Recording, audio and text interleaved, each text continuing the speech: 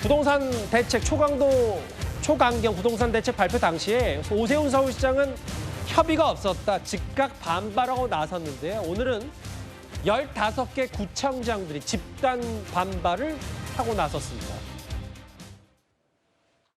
자치구와 어떠한 사전 협의도 없이 서울시 전체를 규제지역으로 지정함으로써 지방자치의 원칙을 훼손하였습니다. 15 국민의힘 구청장들은 전원이 참석한 것이죠. 협의를 했습니다마는 동의 사인은 민주당 구청장들은 하지 않으셨습니다.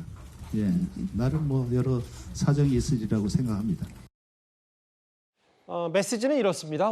토제 일방 지정 철회하고, 여기가 지금 재건축 재개발 지역들도 꽤 많던데, 송영원 변호사님, 아까 구청장 대표에서 했던 말 들어보니까 민주당 구청장들은 한 10명 정도가 이거에는 동의하지 않는다라는 얘기를 하는 것 같아요.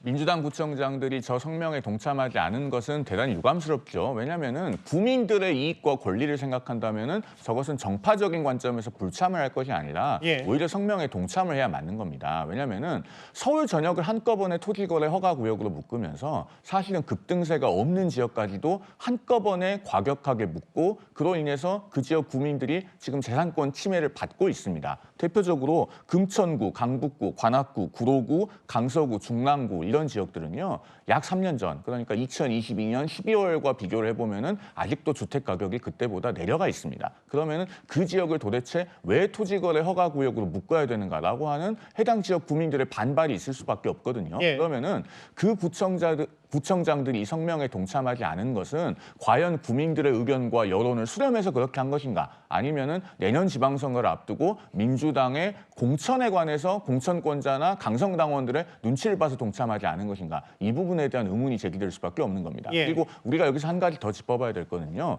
저 성명을 낸 사람들이 구청장 아닙니까? 토지거래 허가구역으로 지정이 됨으로써 본인들의 권한은 강화된 사람들이에요. 즉 이제는 이사를 가서 집을 사기 위해서는 원님 도장을 받아야 되는 시대가 됐습니다. 그런데 도장을 찍어줄 수 있는 사람들이 이것은 부당하다라고 외친다면 그것은 정말로 문제가 많은 제도입니다. 음미해봐야 될 지점이라고 생각됩니다. 15개 구청장의 집단 성명 발표. 특히 오늘 국민의힘은 당 차원에서 아예 집값 규제 재앙, 이런 재앙이라는 표현도 쓰던데, 도봉갑, 이른바 노도강 중에 하나인 도봉갑의 지역구인 김재섭 의원은 이런 말을 했습니다. 하늘이 두 쪽 나도 부동산만큼은 잡겠다고 한 사람이 있습니다. 노무현 대통령입니다. 부동산만큼은 확실하게 자신 있다라고 말한 사람이 있습니다. 문재인 대통령입니다. 이번에 부동산 한번 확실히 잡아보겠다고 선언한 사람이 또 하나 있습니다. 이재명 대통령입니다. 또다시 부동산 폭망으로 나아갔던 문재인 정부의 실책을 그대로 따라하고 있습니다. 지금 제가 있는 도봉구 같은 경우에는 강남 3구와 똑같은 규제를 받고 있습니다. 심지어 이번에 부동산 시정이 들썩일 때도 이른바 노도강이라고 불리는 지역은 하나 오히려 떨어진 지역도 있습니다. 용인 수지구를 규제지역으로 묶었습니다. 우리 강북도 마찬가지지만 용인은 수지구를 포함해서 전체가 지금 미분양 지역입니다. 세상에 미분양 지역을 과열되었다고 해서 규제지역으로 묶는 이 정부의 부동산 정책, 이거 하나만 봐도 저희들이 믿고 맡길 수 없는 정책입니다. 장현주 변호사님, 일부 시민들의 말을 들어본 것 같아요. 김재섭 의원은 죽기 전에 이 동네에서 좋은 집 살고 싶다던 재건축 지역 주민들은 좌절하고 있고, 왜 우리가 본인 지역구가 규제 지역으로 묶어야 되는지에 대한 이해, 이런 부분들에 대한 집단 반발입니다. 그렇죠. 국민의힘 김재석 의원 같은 경우에는 소속돼 있는 지역구의 부동산 가격이 상대적으로 다른 지역에 비해 폭등하거나 이런 상황이 아님에도 왜 일괄적으로 규제를 받아야 되냐, 이 부분에 대해서 문제를 삼고 있는 것으로 보입니다. 당연히 지역에 계신 분들께서는 조금의 어려움들도 있고 또 답답한 부분도 있을 수 있다, 문제 제기를 할 수 있다라고는 생각하는데요. 다만 정부의 입장에서는 또 어느 정도 고육책이었다라는 지점도 꼭 말씀을 드려야겠습니다.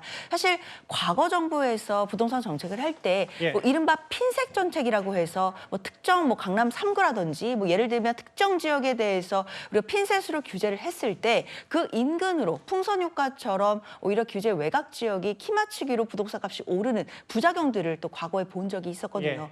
아무래도 이번 정부에서 정책을 낼 때 이번만큼은 풍선 효과가 나는 것을 좀 방지하고 예. 그리고 상대적으로 부동산 가격이 폭등하지는 않은 지역이라고 할지라도 또 선제적으로 관련된 대응을 할 필요가 있었다라는 부분들을 고육지책으로 삼아서 아마 정책이 나온 것으로 봐야 될 것 같습니다. 물론 그 내부에서 실소유자들의 어떤 불편이라든지 이런 부분에 대해서는 정부도 어느 정도 저는 인식하고 있을 거라고 생각은 들고요. 예. 다만 비상한 시기인 만큼 비상한 대응이 필요했다라는 점에 대해서도 또 정부의 정책에 대해서 어느 정도의 또 이해를 구할 수밖에 없는 상황인 것 같습니다. 이제 집값이 잡힐 수도 있고 안 잡힐 수도 있지만 지금 나오는 것처럼 서울 아파트 매매 거래가 지금 90%가 줄었다는 건 이게 월세든 전세든 실제로 집을 얻고자 하는 사람들마저 쉽게 부동산 거래를 할 수 없게 된 거 아니냐라는 부작용과 우려도 분명히 있습니다. 그런데 만약에 11호 이렇게 초강경 부동산 대책을 내놨는데도 집값이 안 잡힌다. 그러면 여권에서는 이제 보유세 카드를 꺼내 들 수도 있습니다. 화면을 만나보겠습니다. 최근에는 똘똘한 한 채라고 해가지고 정말 돈이 되는 한 채에 집중하는 현상이 만연해 있거든요. 세금 부담도 없어서 이 문제에 대해서 손봐야 된다고 생각합니다. 보유세 인상 관련해서 이 특위에서 논의 안 하기로 그걸 알고 있습니다. TF에서 세대 관련해서 논의 안 합니다. 세금 논의에 대해서는 지금 논의할 단계가 아니다라는 게 우리 당의 기조. 저도 정치하는 사람이니까 선거상의 유불리 문제를 어떻게 염두에 두지 않을 수 있겠습니까? 집값을 못 잡는 것이 선거에 더 큰 위험 요인이 된다고 생각해요. 지방선거라든가 이런 문제보다는 좀 더 본질적인 문제인 거죠. 선거 뭐 이기고 지고 이게 그건 너무 정치 공학적인 거고. 일단 최수영 평론가님, 뭐 선거야 지방선거에 미칠 영향은 뭐 민주당이 생각하는 부분이라면 일단 이재명 정부는 세금으로 집값 잡질 않고 뭐 공급을 늘리겠다고 하는데 그게 어쨌든 180도 바뀔 수밖에 없는 지금 집값 구조다 이렇게 판단하면 되는 거예요? 저는 이제 지금 이번에 15 그 부동산 대책을 제가 아까 말씀드렸던 서킷 브레이크, 그러니까 주식시장으로 치면 일단 그 거래 정지 이제 긴급 이렇게 조치라는 거죠? 긴급 조치를 한 거예요. 근데 이게 잡히면 되는데 지금 보니까 역풍이 슬슬 불고 지금 저렇게 그러니까 말하자면은 아파트 떨어진 지역의 다차장들도 들고 일어나서 왜 우리를 강남성과 동일시하느냐, 그다음에 용인에 있는 미분양 지역이 있는 곳까지 규제 지역으로 묶으면 어떡하냐, 이렇게 지금 합리적이고 구체적인 반발이 나오면은 이게 다시 부동산 시장에 또 과열이 나올 수가 있거든요. 더 다른 지역으로 또 풍선 효과가 나올 수도 있고 결국 현금 부자만 또 살 수 있다 이런 얘기들이 나오면은 그때는 또 꺼내들 카드가 세제밖에 더 있습니까? 근데 이제 지방선거 8개월 앞으로 나와 있으니까 경기도 모르겠습니다만 서울에서는 이건 민심이 닥치거든요. 그러다 보니까 민주당 내에서도 굉장히 이견이 있는 건데 간단히 생각해 보십시오. 구윤철 부총리가 이런 얘기 하지 않았어요? 50억짜리 아파트가 하나 있다 치자. 근데 여기에 1%의 재산세 보유, 그러니까 미국식으로 아마 접근하는 것 같은데 1%의 재산세 보유하면은 1년에 1억 원 가까이 돈을 내야 된다. 그리고 5천만 원 정도 내야 되는데, 6천만 원 내야 되니까 그러면 1억짜리 연봉 생활자라 하더라도 6천만 원을 이걸 세금 내면 견딜 수 있겠느냐? 결국은 아파트 내놓을 것이다. 이런 생각을 하는 것 같아요. 그러게요. 근데 저는 이런 생각들이 자체가 부동산을 너무 단견적으로 본다는 말이에요. 부동산은 일종의 말하자면 이게 심리적 요인도 있는 데다가 교육, 그다음에 서울의 수도권 과밀화, 산업구조, 그다음에 불평등, 이게 여러 가지가 다 혼재된 종합 문제인데 이거를 가진 사람들에게 많은 걸 부과하면 내놓을 거야. 이런 식의 얘기라면은 그래서 지금 민주당 내부에서도 서울 지역 의원들이 반발하고 있는 거고 이렇게 가다간 지방선거 폭망한다 얘기가 나오는데 어쨌든 근데 안 잡히면은 꺼내들 수 있는 카드. 진성준 의원 뭐라 그랬어요? 부동산이 오히려 안 잡히는 게 선거에 위험하다고. 그랬을 경우는 보유세 카드 나올 수도 있을 거라고 봐요. 김진욱 대변인, 글쎄요, 물론 뭐 고가의 주택을 가진 사람들은 당연히 자산이 다른 사람보다 많겠지만 집 한 채만 있고 또 고정 수입이 없는 사람들에게 보유세를 매기는 게 맞냐라는 논란도 동시에 있어요. 근데 진성준 의원이 과거 정책의장도 지냈고 부동산 관련 얘기를 여권 내에서 많이 했기 때문에 똘똘한 채 보유세, 이제 이렇게 되면 여권으로서는 할 수 있는 것도 다 하겠다, 역풍도 감당할 수 있겠다라는 의미입니까? 글쎄요. 지금 부동산 정책에 정답이 있었다면 아마 이미 그 정답을 찾아내지 않았을까 싶습니다. 부동산 정책에 정답이 없기 때문에 당 내에서도 또 여야가 다른 많은 이견의 목소리를 가져갈 수밖에 없는 것이고요. 지금 저희 민주당 내에서도 부동산 정책을 효과적으로 시행할 수 있는 다양한 의견들이 나오고 있는 중입니다. 그중에는 세제, 특히 보유세를 강화하자라는 논리를 가지고 계신 분들도 계시고 이제까지 보유세 가지고 안 됐기 때문에 보유세와 거래세를 합리적으로 조정할 필요가 있다라고 하시는 분들도 계셔요. 그런데 정작 중요한 것은 지금 이 보유세나 이 세제 문제가 부동산 정책에서 어떤 영향을 어떻게 보낼 것인가를 좀 면밀하게 검토하는 부분, 그리고 지금 나오고 있는 얘기들은 그 순전히 수요 억제책 정도인데 저희 당에서 지금 이번에 TF를 만들었지 않습니까?